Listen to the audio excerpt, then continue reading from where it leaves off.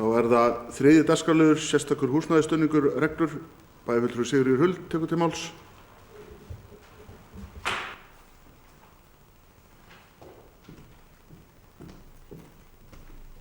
Forseti, ágætu bæjarfulltrúar.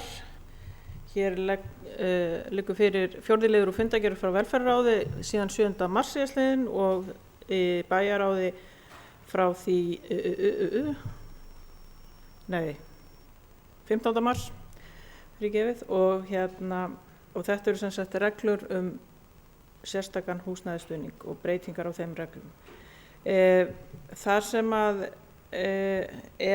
helst hér að ræða það að það voru gerðar breytingar á viðmiðunarupphæðunum og það hækkaðar 7% sem í samræmi við það sem að velferðarráðuneytið leggur til að sé gert.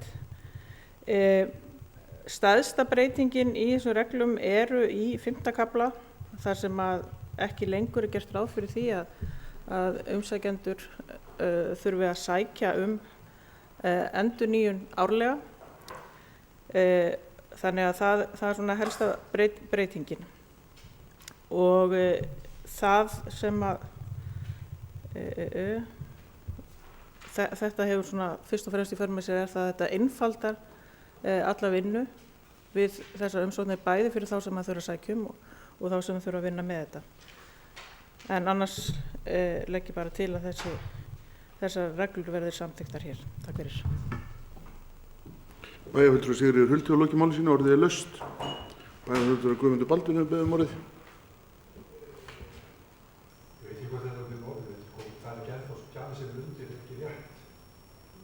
En það stendur að þessu reglur sem það gildir 1. janúar 2017.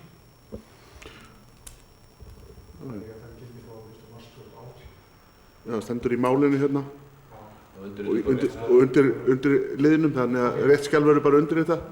Þessi geta orðið laust ef við vil taka til máls.